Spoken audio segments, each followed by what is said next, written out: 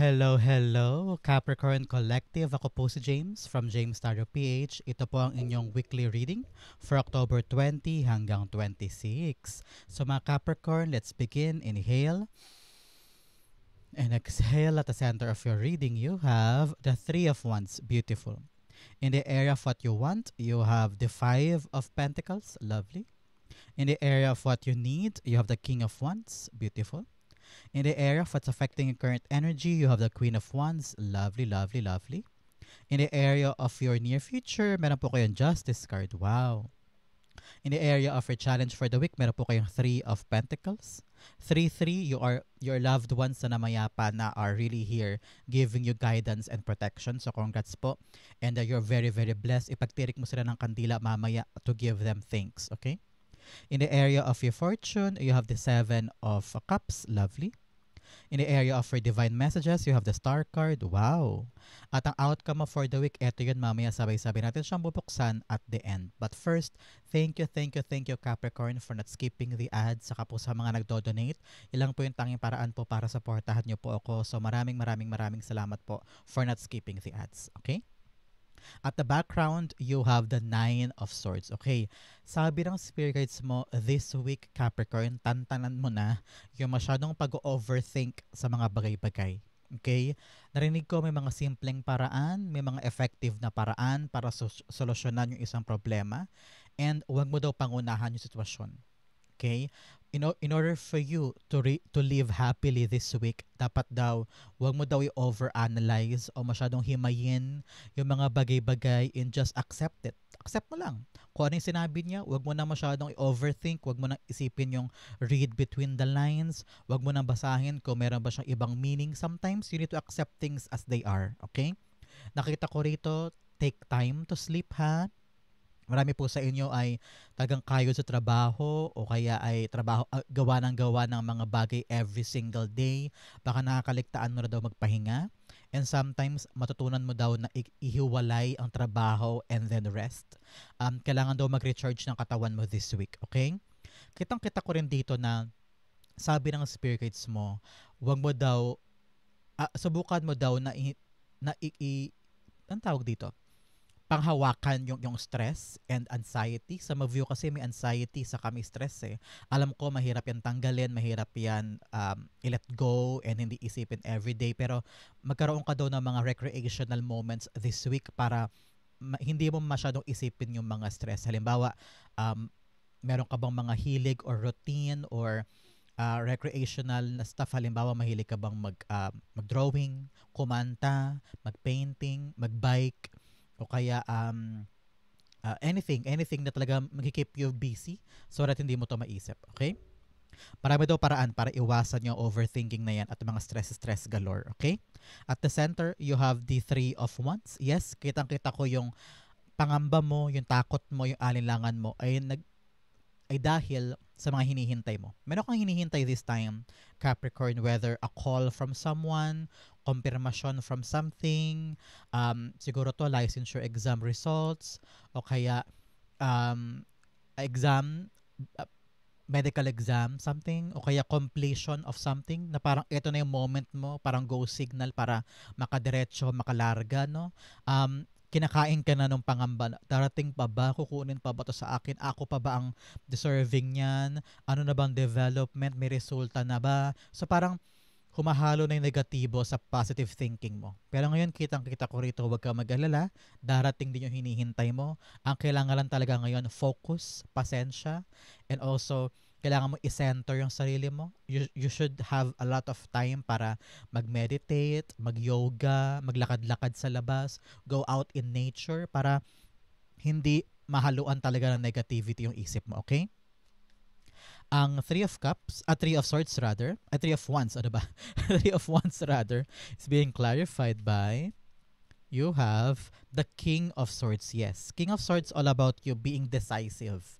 Decisive, talagang assertive, at talagang buo na yung isip mo sa mga papanindigan mong hinihintay mo. Alam ko meron mga moments sa inyo na parang iiba na ba ako? Lilipat na ba ako? Bibitawan ko na ba tong hinihintay na ito? Pero kung talagang nanalig ka dyan at naniniwala ka na ito yung para sa'yo, edi panindigan mo siya.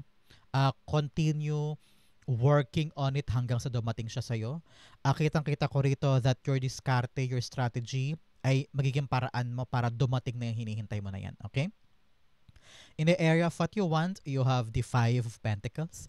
Five of Pentacles, alam ko na pagod ka na hirap ka na. Both cards are really telling na parang marami ka ng mga iniisip kung it will come, kung nagasayang ba ako ng oras, kung meron pa ba ako mapapala, meron pa bang saysay ang paghihintay na ito, at unti-unti ka na talagang nawawala ng pag-asa.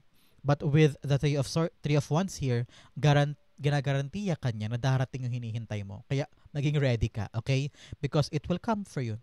At dito ka malilinawan na, okay, ito pala yung talagang para sa akin, dumating na siya. Meron na akong physical na manifestations at saka talagang mapangahawakan na pruweba na ito yung para sa akin. Kaya alam ko ilalaban mo yan. But with the Five of Pentacles here, alam ko ngayon parang tagtuyot, parang desyertong-desyerto yung pakiramdam mo na kailangan kong kumayod, kailangan kong gumapang to get by at makahanap ng solusyon sa mga problema. Huwag ka mag-alala, help is coming. May darating sa'yo this time around to assist you para malagpasan ito. Nakita ko rin dito na you need to ask for other people, Capricorn.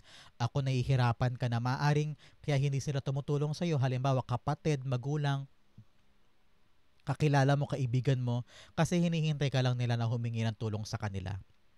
So kung nahihirapan ka ngayon, ask them, no? Open your arms, open your heart for their help. Baka yan na yung paggaan na gusto ibigay sa iyo ni God ay tulong mula sa ibang tao. Okay? Clarify natin ito. The Five of Pentacles. Five of Pentacles being clarified by the Page of Swords. Yes. You're waiting for that good news. Kitang-kita ko rito, matyaga ka naghihintay para sa isang bagay na dumating. Talagang go signal ito, with clarified then by the Page of Swords. Hirap na hirap ka nakakahintay, kakaasikaso. Sa ma-view, pabalik-balik na. Pero every time na papunta ka doon, lahi kang disappointed. Para sa'yo, ano pa bang kailangan kong gawin? Ano pa bang kailangan kong simulan para matapos to, para magawa ito at makalarga na ako? Hirap na ako, yung pera ko ubos na, yung pasensya ko ubos na din, no? So, alam kong hinihintay mo tong magandang balitang ito. Kaya, tiyagaan mo pa, habaan pa pasensya mo because nakikita ko talaga it will come. Okay? In the area of what you need, you have the King of Wands. Kailangan mo this time around maging visionary ka, Capricorn. Ano ibig sabihin nun? Kailangan daw sa pagtyaga mo sa paghihintay at talagang paggapang mo o struggle mo sa pagdating ng go signal na to at good news na ito. Alam ko nawawalan ka na ng pasensya, nawawalan ka na ng tibay na loob sa mga hinihintay mo at talagang nilalamon ka na ng takot, kaba, alinlangan, confusion, maaaring ding pressure mula sa ibang tao. Pero ngayon kailangan mo daw patibayin yung vision mo. Ano ba yung gusto mong kunin? Ano ba yung gusto mong tumbukin? Ano ba yung pangarap mong makuha? It's all about the power of your manifestation at magsisimula yan sa isip mo. No? Clear ba talaga sa'yo? Ito ba talaga gusto mo? O napipilitan ka lamang? Ito ba'y gusto mo o gusto nila? Parang ganyan. So, kailangan ma-figure out mo yan. Nakita ko rin dito, time na para maging matapang ka daw. I don't know why. For others, nakita ko bigla, parang you are standing here, nakikita mo na yung pintuan para sa'yo pero wala ka daw kinikilos. Parang wala ka daw ginagawang hakbang to get there or to achieve that. Kaya siguro talaga lumabas to si King of Swords. Panahon na daw para maging action-oriented ka, sumubok ka, sumugal ka, lumaban ka, umandar ka, mag-step forward ka kahit takot ka, no? Para ma-reach mo na to. But with the King of Wands, kailangan daw dito tapang mo eh. Kailangan mo daw ng passion sa puso mo. Nag-aalab na damdamin na ito talaga yung gusto mong puntahan. Nakita ko sa inyo, parang pinapanghinaan ka na loob. Maybe because other people dinadown ka o kaya sinasabihan ka na kung ano-ano, pinapanega ka nila. Kaya ngayon parang isip mo puro nega na din. Para nawawalan ka na ng kumpiyansa at lakas ng loob na sumubok. Ngayon, sabi ng spirits mo, laban lang. Ito ba talaga ang gusto mo? Malinaw ba sa isip mo na ito yung gusto mo? Go push. Laban. Have that fire, passion within you to move forward and get this. Okay? Walang ibang gagawa nito para sa'yo kundi ikaw. Okay, Capricorn? The King of Wands. Kitang-kita ko rito na may pangarap ka eh. May gusto kang buuin, may gusto kang i-create, may gusto kang mangyari, pero pinapangunahan ka ng kaba at alinlangan. Panahon na para maging matapang at maging palaban. Okay? King of Wands. the Knight of Pentacles. Okay, payo sa'yo ng yung spirit guides mo, maging dahan-dahan. Okay? Take it slow. Magiging aramas mo daw this time around ay metikulosong plano. Um, I don't know why, bilang parang warning sa'yo to Capricorn ng yung spirit guides na, pagplanuhan mo na yan. Okay? Kailangan konkreto ang plano. Kailangan doable. Kailangan practical. Kailangan kayang-kaya mo simulan. Hindi pwedeng hahakbang ka lang sa naiisip mo, sa na-visualize mo nang wala kang practical na plano. Halimbawa, balak mo maging singer, pero mag-a-apply ka sa isang cable na channel na wala namang nanonood. So, bakit doon ka pupunta? So, kailangan talaga yung plano mo ay practical. Punta ka sa GMA, punta ka sa ABS, punta ka sa talagang merong nanonood at merong ka mapapala. Di ba parang ganyan? So, make sure na yung na-visualize mo daw na idea, plano, pangarap ay lalagyan mo ng kaakibat na talagang konkretong plano. At magdahan-dahan ka daw. Huwag mo daw biglain, huwag ka daw mag-rush. Mas magandang mas mabagal, mas maganda. Mas magandang mas mabagal, mas okay. Because doon daw, make sure mo na yung bawat hakbang mo ay okay. Baka kasi kakamadali mo, baka mag-fail ka lang kasi meron kang makaligtaan na ibang aspeto. And kung talaga meticulous ang plano, maganda ang magiging outcome ng idea mo. Okay? In the area of what's affecting your current energy, meron po kayong Queen of Wands. Sabi rito, maging positive ka lamang sa hinihintay mo. Magkaroon ka ng confidence, Capricorn, ha? Especially sa mga bagay na gusto mong subukan. Parang nakita ko rito growth and expansion.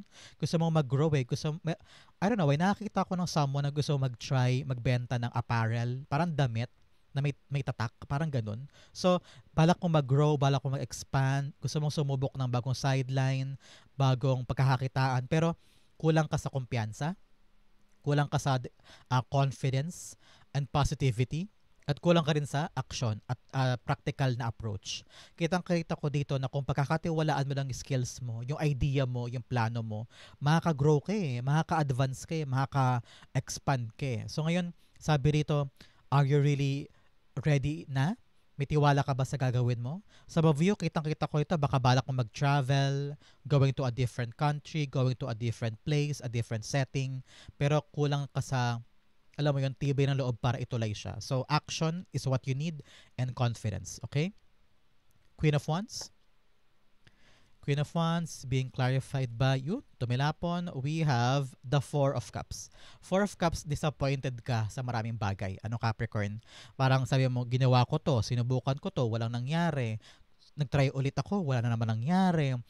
Sumubok na naman ako, wala na naman nangyari. So parang ikaw ngayon, ayaw mo na mag-try. Wala ka ng confidence, wala ka ng hindi ka na positive when it comes to trying again. Pero nakikita ko rito, Capricorn, may bagong darating sa life mo. New opportunity, especially sabi ko nga sa inyo, may darating na bago. Tapos, baka isipin mo, ay, baka hindi ko na naman magawa. Ay, baka wala na naman yan. Baka magsayang lang ako ng oras. Baka mag-fail na naman ako. Sabi rito, subukan mo lang. Accept mo lang.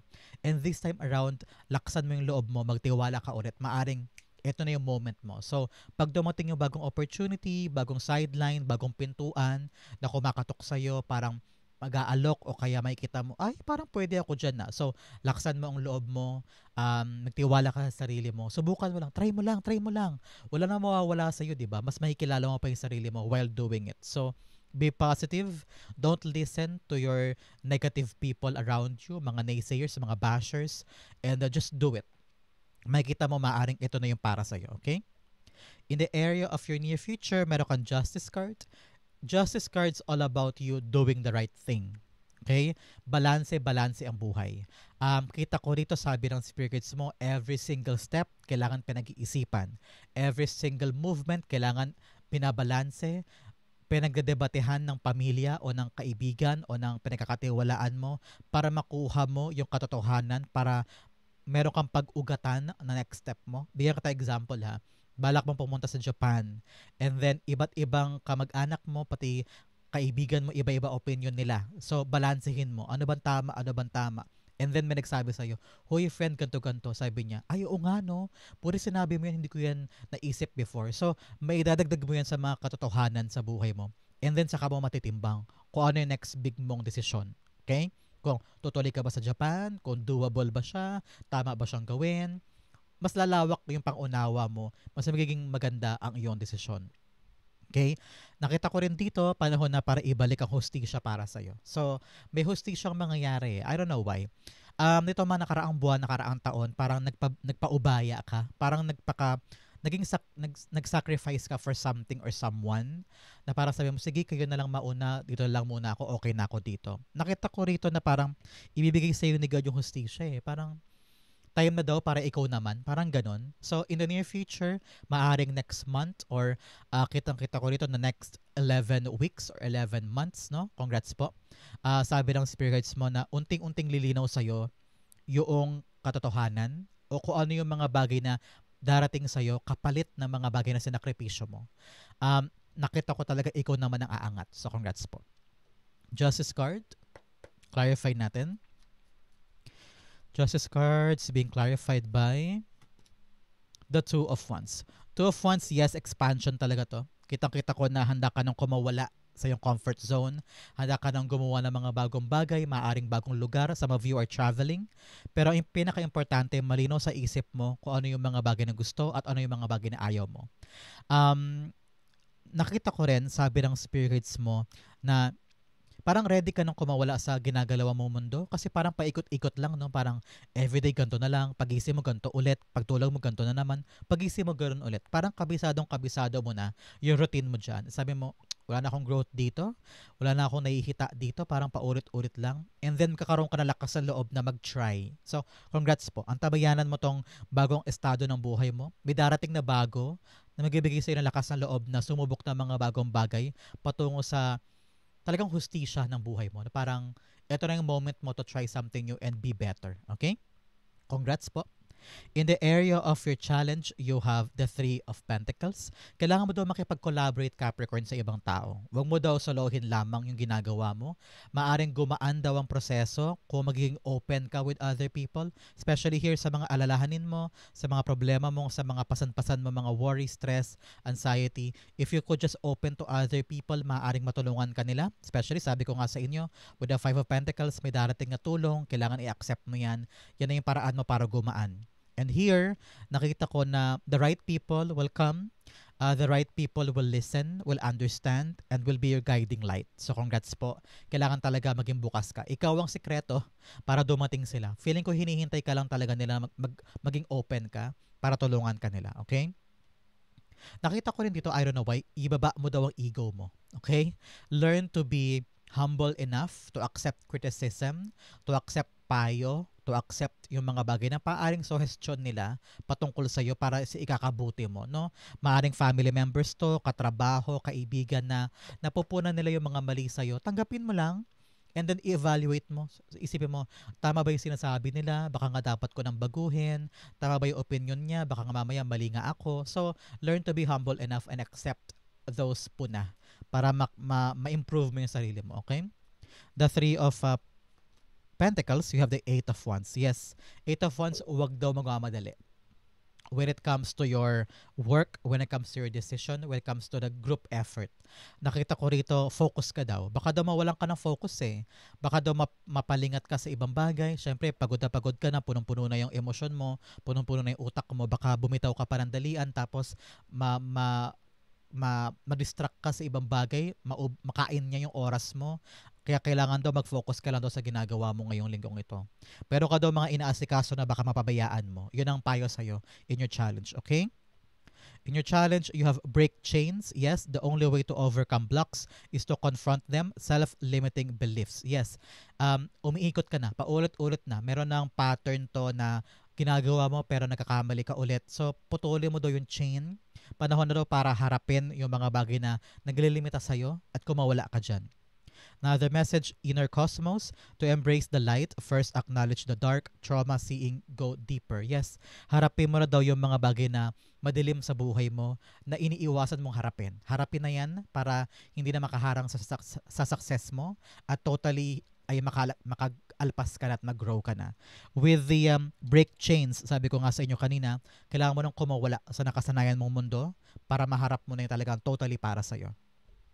In your fortune, You have clear the past, heal the present. Yes. Especially kung may mga alalahanin ka na nag-ugat pa before. Kailangan daw paghilumin mo na ang sarili mo sa mga sugat ng kahapon at asikasuhin mo yung ngayon. Importante ang ngayon, hindi noon. Okay? Another message of solitude, in silence, peace prevails. Kung gusto mo daw mag-solo muna at para makapag-isip-isip ka, maaaring maglakad-lakad ka sa park, magbakasyon ka parandalian, kahit sa kwarto lang kung ayaw mong gumastos, malaki daw o maitutulong sa'yo ng pag-solo ngayon para luminaw ang isip, malaman mo yung tamang paraan. Especially here, with the Seven of Cups in your fortune area, confusion. No? Magulo ang isip kung ano bang dapat gawin, plan A ba, plan B, plan C, o ito bang dapat kong puntahan, o yan. Minsan nalilito ka na sa sobrang daming option, sa sobrang daming pinto ang maaring pasukin, nakakalito yan. Pero makakaasa ka, Capricorn, this week, nasa fortune area mo, lilinaw na yung mga bagay na magulo. Malalaman mo na kung ano yung pinto ang gusto mong pasukin, kung ano yung best door na for you, kung ano yung best options na pwede mong itry, no? So, makakaasa ka this week, lilinaw na yan. Kaya, i-like mo tong video na to to really activate itong kalinawan at makuha mo na yung right option or right blessing na magagamit mo moving forward. Talaga namang ito yung magbibigay sa'yo ng dire-diretsong action, dire-diretso at walang delay na movement for you, okay? Kaya asahan mo this week, lilinaw ang dating malabo. Mahahanap mo na yung tamang hakbang, tamang pintuan, tamang option moving forward. The Seven of Cups, the Ace of Pentacles, yes. Yung pintuang pipiliin mo, yung desisyon na kukunin mo, yung pwedeng sideline or desisyon, kung ano man po ang talagang magiging decision mo this time, yan ang magdudulot sa'yo ng talaga namang promising na outcome. Nakita ko rito, lalago. Kikita ka. Tatagal sa buhay mo. Ito na yung talagang magbubunga, kumbaga. So, kung ano po yung pipiliin mo this time, Capricorn, from all of your confusion, yan ang tamang desisyon at yan ang magdudulot sa'yo ng magandang outcome. So, congrats po, okay? Kaya ngayon, huwag ka mataranta, huwag ka mag-alala, darating sa iyo ang kalinawan at doon magsisimula ang pagkatanim mo ng magandang bunga. Congrats. In your divine messages, unang-una, hold your vision. Yes, kailangan talaga focus. Sabi ko nga sa inyo, yan ang challenge sa iyo for the week. Focus dun sa mga bagay na importante. Kaya hold your vision, hold your goal, hold your expectation. Tumutok ka lang sa mga bagay na gusto mo. The energy is gaining momentum. Yes, para kang trend na unti-unting bumibilis na yung gulong. Wala na makakapigil doon. Kaya ngayon, huwag kang huminto. Nakita ko rito na pag dumating na yung blessing, grab agad and then move kasi bibilis na yan at gagaan na. Okay? In the area of your divine messages, you have the star card. Yes, continue watering. Sabi ko nga sa inyo, the energy is gaining momentum. Gumagalaw na, bumibilis na, gumagaan na. So, para nakukuha mo na yung ritmo, nakukuha mo na yung rhythm, para nagiging maganda na yung takbo. So, ngayon, patuloy mong diligan kung ano yung tinutumbok mo na pangarap, wish, o kaya prayer mo, no? Don't lose hope, okay?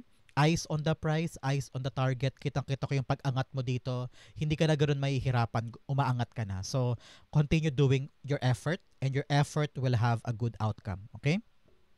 Star card, clarify natin. Star cards being clarified by the King of Cups. Yes, ngayon kalmado ka lang daw dapat. Okay, Capricorn. Alam ko, aligaga ka, maraming pressure para abutin yung pangarap, para kunin yung goal. Pero kaakibat niyan, dapat daw kalmado ka lang, relax ka lang. Mas maganda na hindi hinahaluan ang emosyon mo, yung ginagawa mo para hindi ka magpanik, hindi ka matarantam, hindi ka biglang sumabog o bumuliyaw kasi baka mamaya maging komplikado yung ginagawa mo, masira pa yung diskarte mo, no? So, pag at peace ka, pag quiet ka, may peace of mind ka, mas may isip mo yung tamang aksyon patungkol sa mga inaalagaan mo o binubuo mo. Kaya mas kalmado, mas okay. Nakita ko rito, huwag ka agad gagawa ng biglaang desisyon o biglaang aksyon, biglaang salita, no? Baka paghisihan mo yan. So ngayon, isip ang pairalin more than your emotion, okay? Ang outcome mo yan, but first bigyan mo na tayo ng fortune cards. You have handshake. Yes, a meeting with a stranger could be important.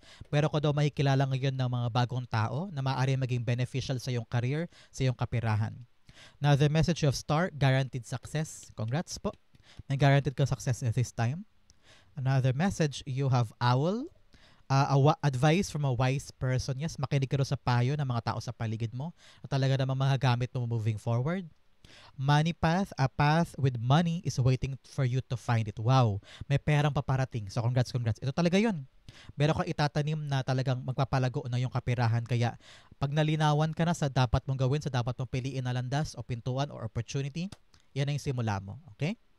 Ang outcome ni Capricorn for October 20 to 26, you have Page of Cups. Yes, unexpected blessing ito. May darating sa buhay mo this time, mabubulaga ka na lang, but this is a beautiful, beautiful surprise. So congrats po. Kitang-kita ko rito, magiging masaya ka, adventurous, happy, may darating na magandang balita tungkol sa hinihintay mo. So congrats po para sa inyo. Clarify natin para medyo malinaw. What is this unexpected surprise for Capricorn para sa linggong ito?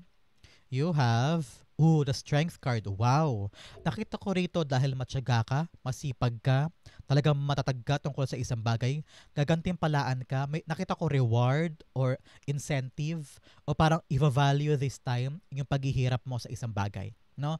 Meron kang pinaghirapan, meron kang pinagsumikapan at merong bunga na makukuha ka dyan. So congrats po. Sa view, panahon na daw para mag-relax. Both cards are telling you, relax lang, tawa lang, enjoy lang. Everything will come on its right timing. Yung sayo, sayo. Yung pinaghirapan mo, makukuha mo. Darating yan in God's time na mahugulat ka na lang nandyan na. So, congrats po para po sa inyo. Pinaghirapan ay magkakaroon ng magandang reward. So Capricorn, ito po ang inyong October 20 to 26. Sa po kayo nakaresonate, comment down below. Thank you again for watching hanggang dulo, Capricorn. I love you. This has been James for James Sarah PH. God bless everybody.